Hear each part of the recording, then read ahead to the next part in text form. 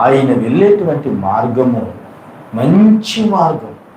ఆయన వెళ్ళేటువంటి మార్గము పరిశుద్ధమైనటువంటి మార్గం. ఆయన వెళ్ళేటువంటి మార్గంలోకి అనేక మంది జనులు రావాలని యేసు ప్రభువారు ఎప్పుడు కూడా చూస్తూ ఉంటారు. ఒక మంచి మార్గం ఉందనుకోండి, ఆ మంచి మార్గంలో మనం వెళ్ళినప్పుడు, ఆ మంచి మార్గంలో మనం ముందుకు వెళ్ళాలి అనుకున్నప్పుడు అనేకమైన అవంతరాలు, అనేకమైన ఆటంకాలు, అనేకమైన ఇబ్బందులు, అనేకమైన సమస్యలు రాక తప్పు వస్తూ ఉంటాయి. ఎందుకంటే నువ్వు రావాల్సింది ఎవరి దగ్గరికి? యేసయ్య దగ్గరికి.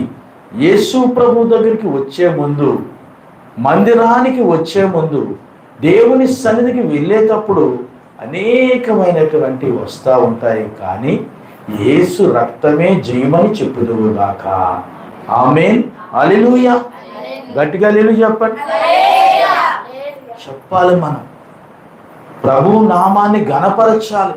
వీళ్ళందరూ కూడా కూడుకుని ఘనపరుస్తూ ఉంటే ఆయన అడుగుతూ ఉన్నాడు, ఎవరు వచ్చారంటే నజరేయుడైన యేసు ఈ మార్గమును వెళ్ళొచ్చున్నాడని వానితో చెప్పారు. వెంటనే ఆయన ఏం కలిగిందంటే, యేసయ్యా నిజముగా ఈ మార్గంలో వచ్చాడా? యేసు ప్రభు అందరూ కూడా ఆయన కోసం చెబుతూ ఉన్నారు. ఏమనంటే, చెవిటి వారికి వినికిడినిస్తున్నాడని, మగవారికి నోటినిస్తున్నాడని, కుష్ఠరోగుల్ని బాగు చేస్తున్నాడని, పక్షవాతం కలిగిన వారిని స్వస్థపరుస్తున్నాడని, దెయ్యములతో పీడితపడుతున్నటువంటి వారిని విడుదల కలుగు చేస్తున్నాడని అందరూ చెప్తున్నారు. కనుక అలాంటి నజరేయుడైన యేసు మా ఊరికి వచ్చాడా? ఎంత సంతోషమైన వార్త చెప్పారు. అందరికీ మంచి కలిగించేటువంటి మనుష్య కుమారుడు ఆయన కోసం వింటున్నాను, కానీ నేను చూడలేకపోతున్నాను. ఆయన కోసం ఎన్నో అద్భుతాలు చేశాడని నేను వింటున్నాను, కానీ నేను కళ్ళు లేని వాడిని గనక నేను చూడలేకపోతున్నాను.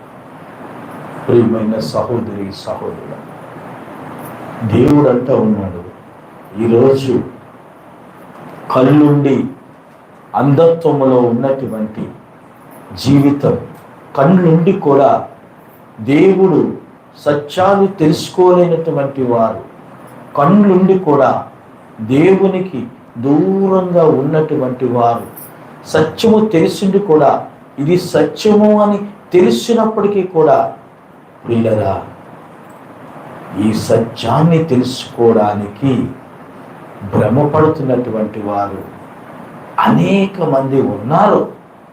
అనేక మంది ఉన్నప్పటికీ కూడా ఇక్కడ ఈయనకు ఒక అవసరత ఉంది. అవసరతను బట్టి ఇప్పుడు నేను గట్టిగా నజరేయుడైన యేసు దావీదు కుమారుడా, దావీదు కుమారుడా, దావీదు కుమారుడా అని ఆయన కేకలు వేస్తా ఉన్నట్లుగా చూస్తున్నాం. ఏమంటున్నాడు చదవండి అక్కడ.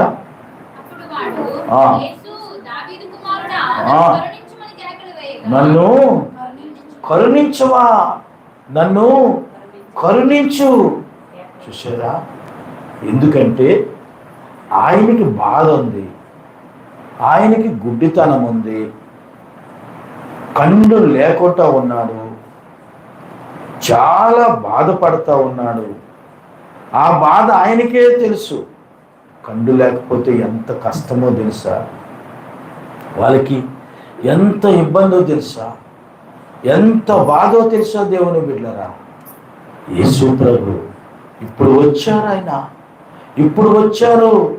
కానీ యేసు ప్రభు నన్ను దాటి వెళ్ళిపోతే నా పరిస్థితి, నేను గుడ్డివాడిగానే మిగిలిపోతాను.